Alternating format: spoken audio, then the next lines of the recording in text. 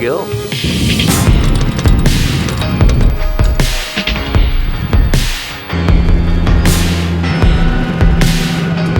Check out my bed tonight. I'm in the Vancouver airport and it's like 1:30 in the morning. One thing I must say is vlogging in public is kind of awkward. There's like people that walk by every now and then. They kind of look at me and I'm such an introvert that it's really awkward. I'll get more used to it, I guess. Since I brought the sleeping pad, might as well put it to good use. Not gonna lie, it's pretty comfortable.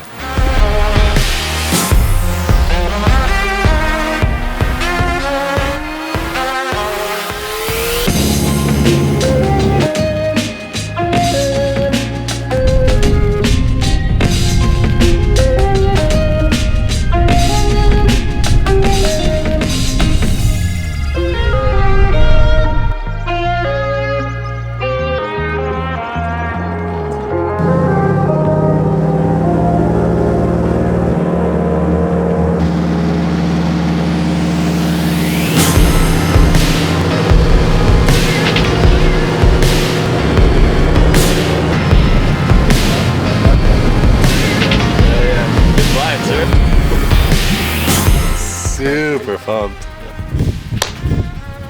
Let's do this. Dude, look at this place.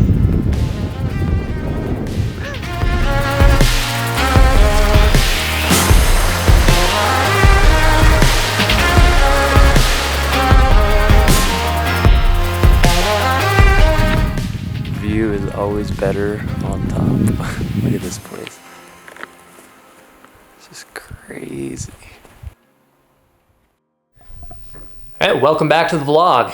Those were a bunch of clips from a 10-day backpack hunt I did up in British Columbia this past August with my buddy Connor Gavitt. And when you spend any amount of time in the outdoors, you always learn something. But when you spend like extended periods of time in the outdoors, and in this case, 10-day hunts, living out of my backpack the whole time, like there's certain key takeaways and just lessons that you learn and things you pick up on that really stick with you. And so today's vlog, I'm gonna share 6 of those takeaways. That first takeaway is don't trust the weatherman. The long-term weather outlook for this hunt was supposed to be pretty warm, and really like the first week of our hunt was that. It was 90 degrees and humid and buggy, kind of disgusting.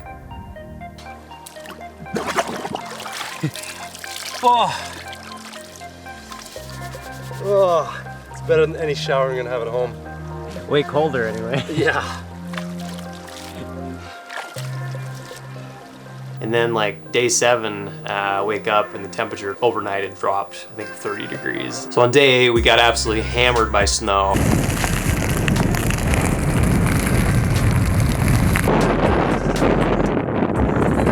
Today is August 14th. This morning we tried to go way up on a mountain in search of a mountain goat that we'd seen, and we just got absolutely hammered by snow. A little unexpected for this early in the year. My decision to go a little bit light on layers was kind of biting me in the ass.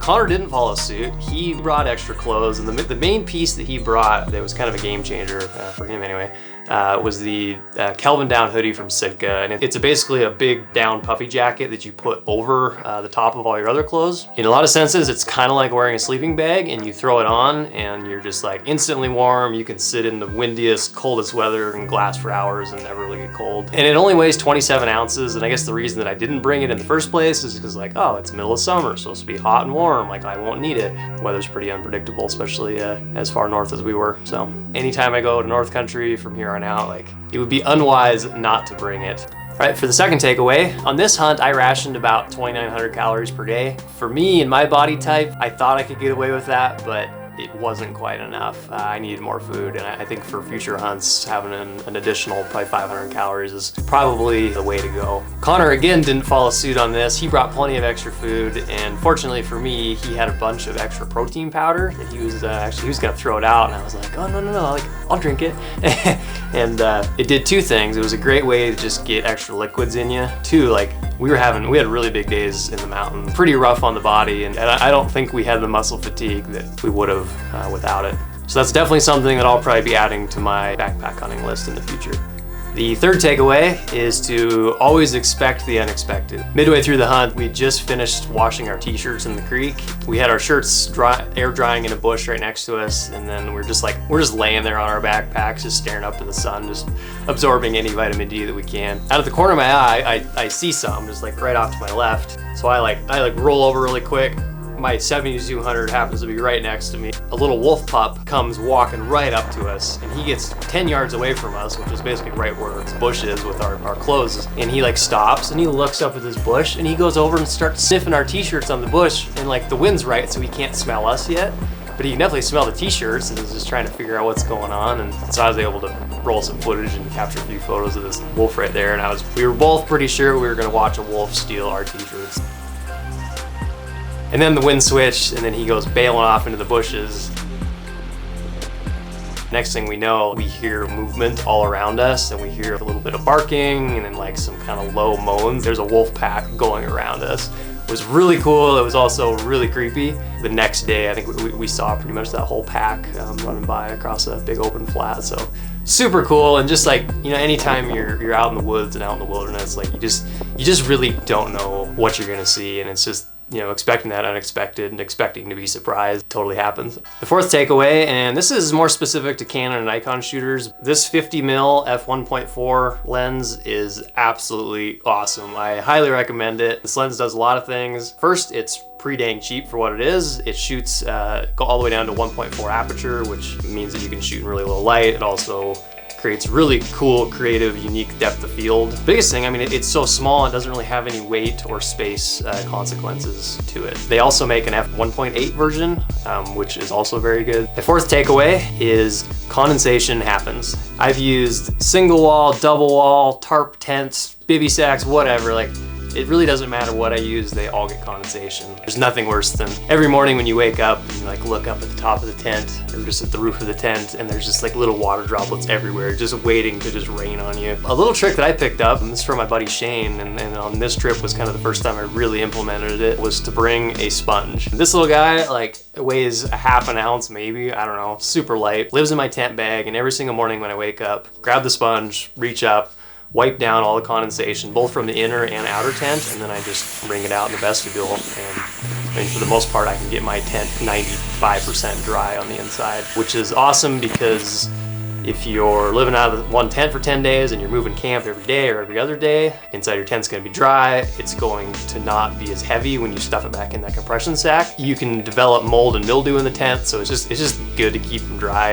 And this little trick that I learned from Shane is just definitely one that I will be continuing. And before I share the sixth and final takeaway, if you like this video, hit the like button, and if you want to see more, hit subscribe. That would help me out a ton and just help me to keep pumping out these vlogs. All right, the sixth and final takeaway. This is something that's just kind of been growing on me and just become more and more clear the more time that I spend in the mountains with people, and that is that there's nothing better than quality time in the mountains with a friend. Whether it's one day, whether it's 10 days, spending quality time, you know, especially when there's no distractions, I just don't think there's a better place and a better time to really truly get to know someone. So I knew Connor going into this hunt, like him and I, we'd spent a handful of days hunting together previously, but man, like you spend 10 days, just two guys, and you're hunting a brand new area neither of you've been to before, and you know, you're relying on each other's wits the whole time, and you know, for us to come out on top and to harvest a stone sheep and just make it through and have a really good time, it's just such a cool experience that just him and I will always have and be able to share and remember. It just kind of reminds me to just do what I can to share as many of these experiences as I can with a friend. Memories that you share with someone are just going to be so much more meaningful in the long term than just something that like just you see on your own. All right, now I'm gonna wrap this vlog up with a few more clips from BC. Thanks for watching, and we'll see you next time. We got a legal ram spotted. He's not in that too half bad spot. Right up there.